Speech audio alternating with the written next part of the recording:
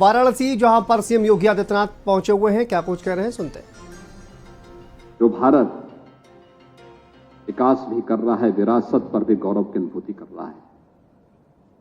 एक भारत जिसके पास आज वर्ल्ड क्लास इंफ्रास्ट्रक्चर है, हाईवे, रेलवे, वाटरवे, एयरवे, गांव की बेहतरीन कनेक्टिविटी भी है।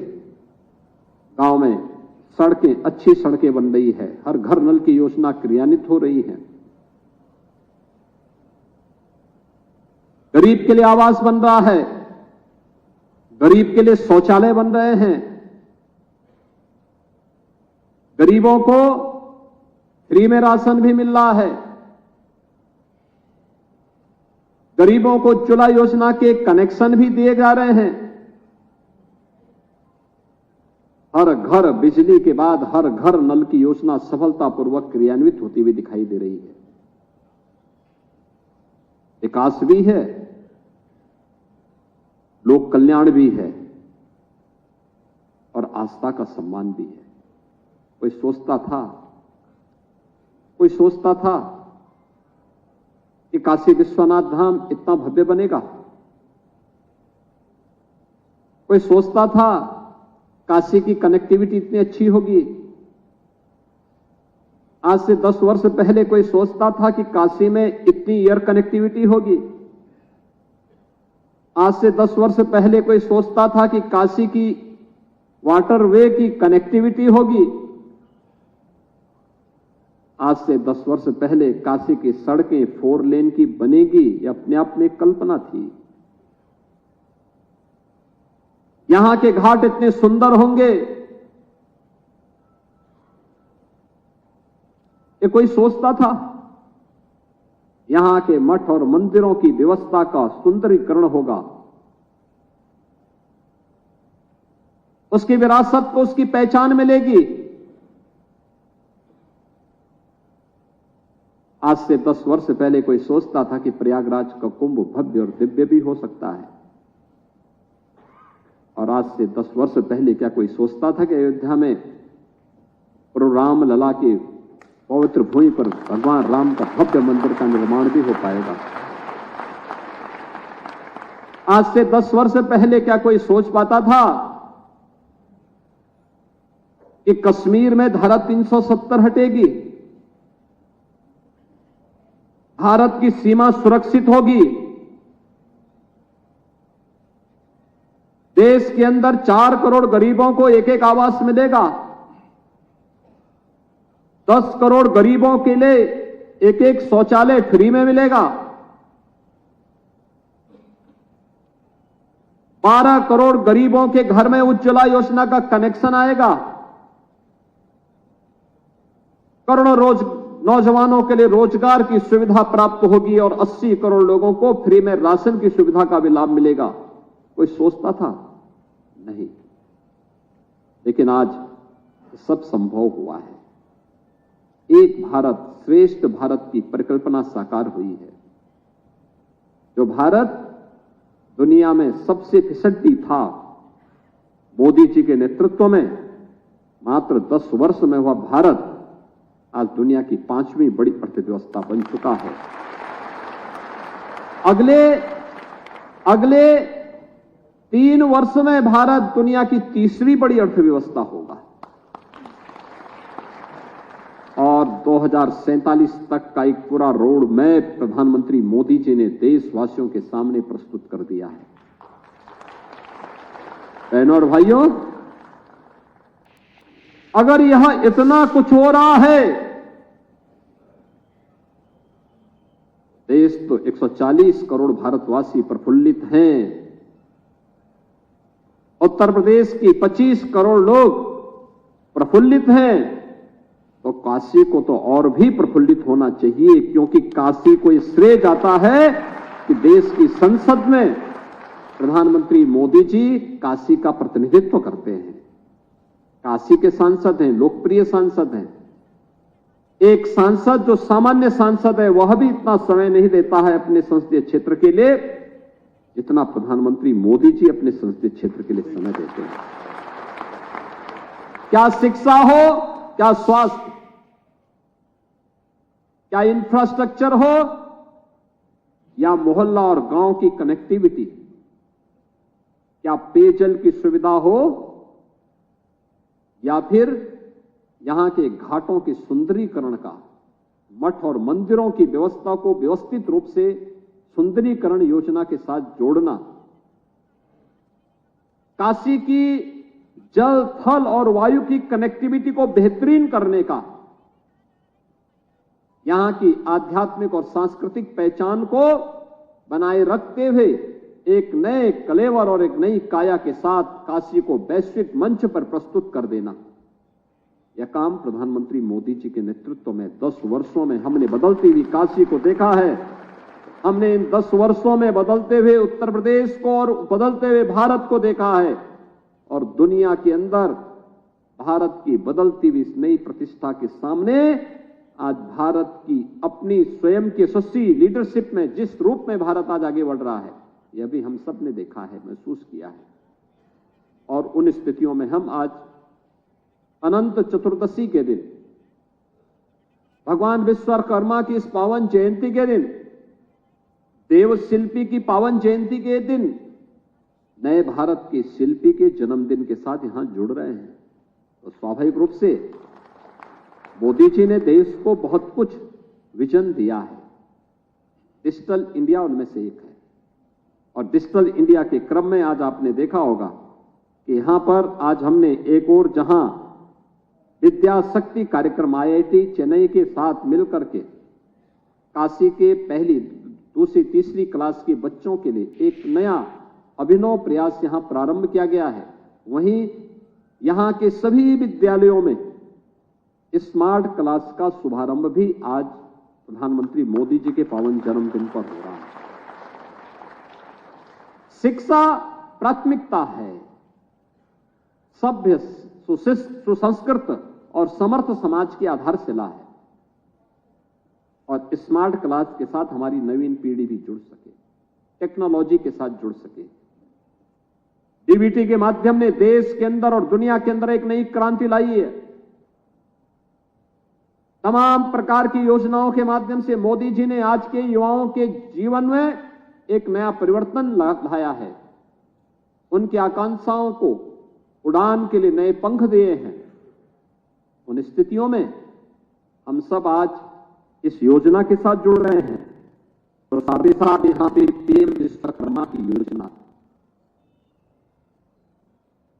मेरा मानना है राष्ट्रपिता महात्मा गांधी की ग्राम स्वराज की परिकल्पना को साकार करता हुआ हमारे गांव कभी स्वतंत्र नहीं रहे। शासन सत्ता पर इसकी निर्भरता न्यूनतम थी या ना के बराबर थी। आजादी के पहले के गांवों को देखिए, आज जिन्हें पीएम विश्वकर्मा के माध्यम से जिन कारीगरों को, जिन हस्तशिल्पियों को सम्मान दिया जा रहा है, उनका प्रशिक्षण दिया जा रहा है, उन्हें मानदेय दिया जा रहा है, उन्हें वहां पर टूल किट, जो उन्हें टूल किट उपलब्ध कराए जा रहे हैं, यह उनके स्किल डेवलपमेंट के साथ एक व्यवस्थित प्रशिक्षण के बाद आज इस कार्यक्रम को आगे बढ़ाने के साथ ही उन्हें बैंक के साथ जोड़ने का भी कार्यक्रम हो रहा है। और भगवान विश्वकर्मा की पावन जयंती का अवसर इससे अच्छा हो ही नहीं सकता कि हम गांव के कारीगर को, जो विश्वकर्मा के रूप में काम कर रहा है, वह कारपेंटर होगा, राजमिस्त्री होगा, गांव का नाव होगा, गांव का लोहार होगा, गांव का हलवाई होगा, गांव का सुनार होगा, या गांव में काम करने वाले जो 16-17 प्रकार के कारीगर और हस्तशिल्पियों को चिन्हित किया गया है, इन सबको एक सम्मानजनक जीवन जीने के लिए आज जिस एक नए अभियान को प्रधानमंत्री मोदी जी ने 2023 में प्रारंभ किया, पीएम विश्वकर्मा के माध्यम से, उस पीएम विश्वकर्मा के हमने कुछ कारीगरों को यहां सम्मानित किया है, मंच पर सम्मान किया है, और मैं उन सबको हृदय से बधाई देता हूं कि वे आज प्रधानमंत्री मोदी जी के इस विजन के कारण वे भी अब तेजी के साथ आगे बढ़ेंगे। काशी के ग्रामीण क्षेत्र में जितनी भी ग्राम पंचायतें हैं, ग्रामीण क्षेत्र में उन सभी 694 गांवों में स्वच्छता का अभियान एक नई ऊंचाई तो वो प्राप्त करेगा। और वहां स्वच्छता भी होगी तो सैनिटाइजेशन भी होगा, फॉगिंग भी होगा। बीमारी से बचना है, जितनी विषाणु जनित बीमारियां हैं उन बीमारियों से बचना है तो इस मौसम में सावधानी रखनी पड़ेगी। टाइफाइड क्यों होता है? जब हम अशुद्ध जल जहां तहां का पानी पी लेते हैं। अगर आप पानी गर्म करके पिएंगे, गुनगुना करके, जब ठंडा हो जाए छान करके उसको पीजिए, कभी टाइफाइड नहीं होगा। जब आप बरसाती पानी को पिएंगे टाइफाइड होगा। मच्छर मक्खियां होंगी तो इन्फेक्शन होगा, मलेरिया है, डेंगू है, कालाजार है, चिकनगुनिया है, ये तमाम प्रकार की बीमारियां होंगी। अगर नियमित सफाई है, फॉगिंग है, तो कभी बीमारी नहीं हो सकती, सब बीमारियां नहीं हो सकती। और इसको बचाव करने के लिए आज ये प्रयास यहां पर प्रारंभ हुआ है और नगर निगम भी आत्मनिर्भरता के लक्ष्य को प्राप्त करने की दिशा में आगे कार्य कर रहा है। देश के अंदर भी स्मार्ट सिटी बनेगी। एक कल्पना थी, मोदी जी ने 100 शहरों को, देश के 100 शहरों को स्मार्ट सिटी के रूप में विकसित किया है। उत्तर प्रदेश के भी 10 सिटी हैं और प्रधानमंत्री जी के मार्गदर्शन में हमारी 17 की 17 म्युनिसिपल कारपोरेशन यानी नगर निगम आज स्मार्ट सिटी के रूप में विकसित हो रही है। डोर टू डोर कूड़ा कलेक्शन का हो, सॉलिड वेस्ट मैनेजमेंट के कार्यक्रम हो, शुद्ध पेयजल का कार्यक्रम हो, इंटीग्रेटेड ट्रैफिक मैनेजमेंट सिस्टम के माध्यम से हम ट्रैफिक की व्यवस्था का संचालन भी एक जगह से बैठ करके कर सकें, कूड़ा कलेक्शन की निगरानी भी कर सकें और साथ साथ सुरक्षा के भी बेहतरीन माहौल दे सकें। यह सभी कार्यक्रम जहां होने हैं वहीं क्यूआर कोड के माध्यम से भी एक एक घर की निगरानी करना है और पायलट प्रोजेक्ट के रूप में एक वार्ड को पहले चरण में इसमें लिया गया, जिसके माध्यम से कार्यक्रम सफलतापूर्वक आगे बढ़ेंगे। टैक्सेशन की व्यवस्था भी उसके साथ जुड़ेगी। टैक्स आएगा, अनावश्यक रूप से किसी भी प्रकार का कोई बंधन नहीं, आपको स्वेच्छा से इस कार्यक्रम के साथ जुड़ना है। और मुझे लगता है कि हमें जुड़ना चाहिए बेहतरीन सुविधा के लिए, अपनी संस्थाओं को मजबूती प्रदान करना, उसको आगे बढ़ाना। और यह कार्य आज वाराणसी नगर निगम ने एक वार्ड में पायलट के रूप में लिया है और प्रयास होना चाहिए कि पूरे काशी में हम लोग इस कार्यक्रम को समयबद्ध तरीके से आगे बढ़ा सके। काशी नगर निगम कई मायनों में देश के लिए एक रोल मॉडल है, लेकिन हमें फिर भी इसको और मजबूती के साथ आगे ले जाना है, एक गति देनी है इसमें। और उस गति को देने के लिए आज यहां पे टेक्नोलॉजी का बेहतरीन उपयोग किया जा रहा है। स्वच्छता के लक्ष्य को प्राप्त भी करना है, लेकिन साथ साथ जो लोग काम कर रहे हैं, जो इस अभियान के साथ जुड़े हुए हैं, उनको समय पे मानदेय मिल सके, समय से उस प्रकार के इक्विपमेंट प्राप्त हो सके, समय पे हर प्रकार की सुविधाओं से संपन्न किया जा सके। जो निर्धारित टैक्स जिस व्यक्ति को जिस कार्य के लिए देना है, अपने क्यूआर कोड के माध्यम से उसे उपलब्ध करा सके। ऑनलाइन पोर्टल से दुकानों का किराया, जो लगभग 2200 दुकानें नगर निगम की हैं, इन दुकानों का किराया समय पे मिल सके, इसका भी एक पोर्टल विकसित हो रहा है।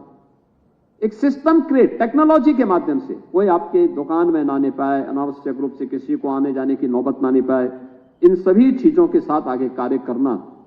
और नगर निगम एक और कार्यक्रम का शुभारंभ भी कर रहा है, वृक्षारोपण के लिए कुछ सिटी फॉरेस्ट की व्यवस्था या बाकी फॉरेस्ट के रूप में, जिसकी चर्चा अक्सर अपने मन की बात में प्रधानमंत्री मोदी जी करते हैं। उस कार्यक्रम को भी आगे बढ़ाने के लिए एक निश्चित संख्या में वृक्ष लगाने के कार्यक्रम को भी यहां पर आगे बढ़ाने का कार्य हुआ है। और नगरीय के साथ साथ ग्रामीण क्षेत्र में भी कुछ कूड़ा कलेक्शन के लिए, स्वच्छता के लिए जो वाहन लगे हुए हैं, उनको भी आज प्रधानमंत्री मोदी जी के जन्मदिन पर यहां पर आज फ्लैग ऑफ किया गया है। बहनों और भाइयों, जैसे मैंने आपको बताया,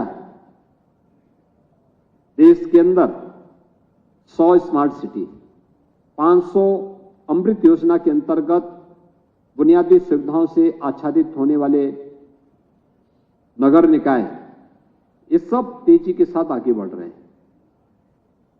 प्रधानमंत्री मोदी जी के नेतृत्व में भ्रष्टाचार पर प्रहार, ये डिजिटल इंडिया के माध्यम से, डीबीटी के माध्यम से हर लाभार्थी के खाते में पैसा जाने के क्रम में आज ये देखने को मिला है। और साथ ही साथ हमने ये भी देखा है कि एक पेड़ मां के नाम के आह्वान के साथ करोड़ों लोगों ने इस अभियान के साथ जुड़कर किसी सफलता की नई ऊंचाई तक पहुंचाया है। मुझे बताते हुए प्रसन्नता है कि उत्तर प्रदेश ने एक ही दिन में हम लोगों ने पूरे प्रदेश के अंदर वृक्षारोपण महाअभियान प्रारंभ किया और एक ही दिन में 35 करोड़ 59 लाख वृक्षारोपण का कार्यक्रम अकेले उत्तर प्रदेश के अंदर हुआ। एक पेड़ मां के नाम। याद रखना, पेड़ इस प्रकृति को बचाने के लिए, शुद्ध ऑक्सीजन उपलब्ध कराने के लिए, प्राणवायु उपलब्ध करवाने के लिए, कोई भी मनुष्य हो, कोई भी जीव जंतु हो, पानी के बगैर कुछ दिन रह सकता है, भोजन के बगैर भी कुछ दिन रह सकता है, लेकिन ऑक्सीजन के अभाव में वह बहुत, यानी कुछ भी ज्यादा देर तक नहीं जीवित रह सकता।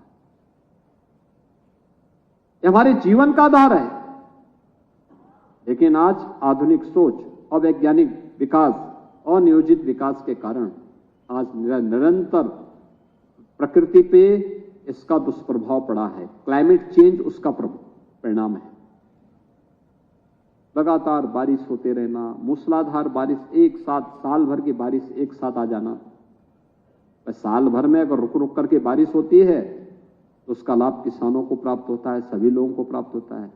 लेकिन अगर साल भर का एक ही बार में बरस जाएगा तो उसका दुष्प्रभाव भी पड़ेगा, नुकसान भी होगा। और इसीलिए कहीं पे ग्लोबल वार्मिंग की चेतावनी आती है, हीट वेव चलते हैं, कभी कोल्ड वेव चलते हैं। लोग उस दुष्प्रभाव से हमेशा सशंकित रहते हैं। इससे बचाव के लिए, पर्यावरण को बचाने के लिए क्या कुछ हो सकता है? इसके लिए अधिक से अधिक वृक्षारोपण लगाना, प्लास्टिक से मुक्ति पाना, यह कार्यक्रम का हिस्सा हो सकता है। और प्रधानमंत्री मोदी जी के आह्वान पर नगर निगम वाराणसी भी इस कार्यक्रम को तेजी के साथ आगे बढ़ा रहा है। उन्होंने अवैध कब्जे से मुक्त करा करके जमीनों को सिटी फॉरेस्ट के रूप में विकसित करने का निर्णय लिया है।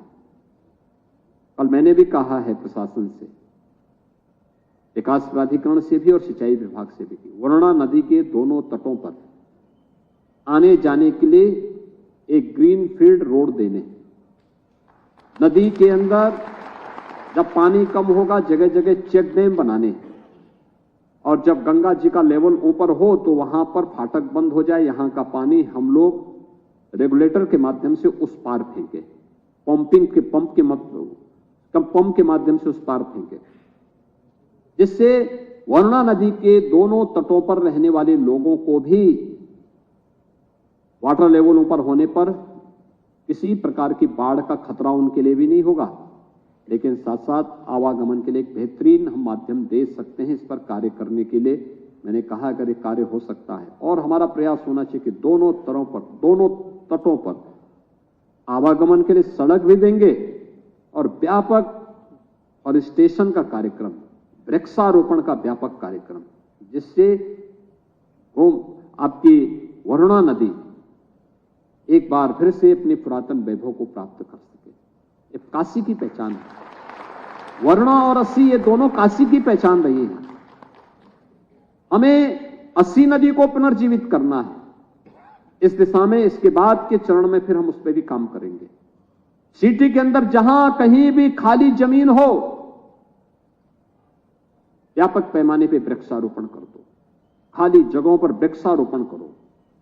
याद रखना, ये पर्यावरण से भी बचाएगा। असंतुलित होता हुआ जलवायु परिवर्तन के दुष्परिणामों से भी हमें बचाएगा। और उस दिशा से कार्यक्रम आगे बढ़ रहे हैं। तेजी के साथ हमें इसको आगे बढ़ाना होगा। आज के इस अवसर पर जब इतने अधिक कार्यक्रम यहां पर एक साथ प्रधानमंत्री मोदी जी के जन्मदिन पर आयोजित हुए हैं, मैं आप सबका आह्वान करूंगा। प्रधानमंत्री मोदी जी स्वच्छता के बहुत आग्रही हैं और मुझे लगता है स्वच्छ भारत मिशन ने लोगों के जीवन में व्यापक परिवर्तन लाया है। ये हमारे जीवन का हिस्सा बने।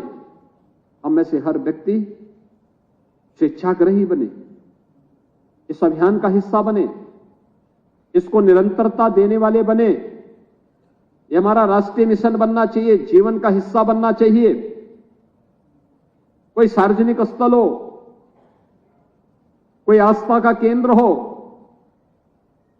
कोई सार्वजनिक मार्ग हो, रेलवे स्टेशन हो या कोई भी स्थान, हम वहां पर स्वयं गंदगी भी न करें और न किसी को गंदगी करने दें।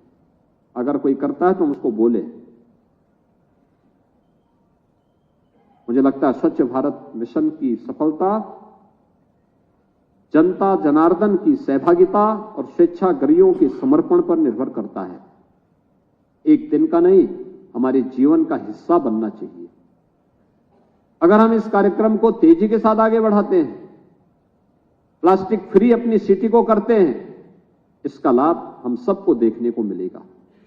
आज के इस अवसर पर मैं एक बार फिर से, जब हम इतने ज्यादा कार्यक्रमों के साथ जुड़े हुए हैं, यहां पर ग्रामीण और शहरी दोनों प्रकार के कार्यक्रम हो रहे हैं।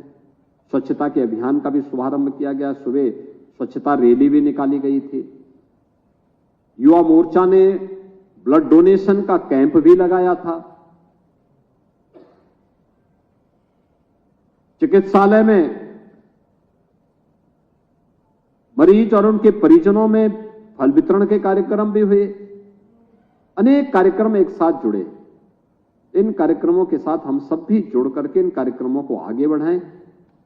निश्चित ही शासन की योजना समाज में परिवर्तन लाने के लिए है। प्रधानमंत्री मोदी जी ने जितनी भी योजनाएं चलाई हैं, उन योजनाओं का लाभ व्यक्ति के साथ साथ समाज और व्यवस्था को बदलने का है। भारत को एक आत्मनिर्भर भारत के रूप में, एक विकसित भारत के रूप में स्थापित करने के अभियान का हिस्सा है। हम सब भी विकसित भारत की परिकल्पना को साकार करने का हिस्सा बने। यह समर्पण का भाव हमारे अंदर भी पैदा हो, इस विश्वास के साथ आप सबको अनंत चतुर्दशी और भगवान विश्वकर्मा की पावन जयंती की बधाई देता हूं। प्रधानमंत्री मोदी जी के पावन जयंती की हृदय से बधाई देते हुए मैं आदरणीय प्रधानमंत्री जी को इस अवसर पर उनका अभिनंदन करता हूं। भगवान विश्वनाथ से उनके स्वस्थ और दीर्घ जीवन की कामना करता हूं और विश्वास करता हूं कि अनंत काल तक उनका मार्गदर्शन और नेतृत्व भारत को प्राप्त होगा और भारत दुनिया का एक बड़ी ताकत के रूप में स्थापित होकर करके एक विकसित भारत की परिकल्पना को हम अपनी आंखों से साकार होते हुए देखेंगे। आप सबके प्रति इस अवसर पर मैं हृदय से बधाई देता हूं। धन्यवाद। जय हिंद।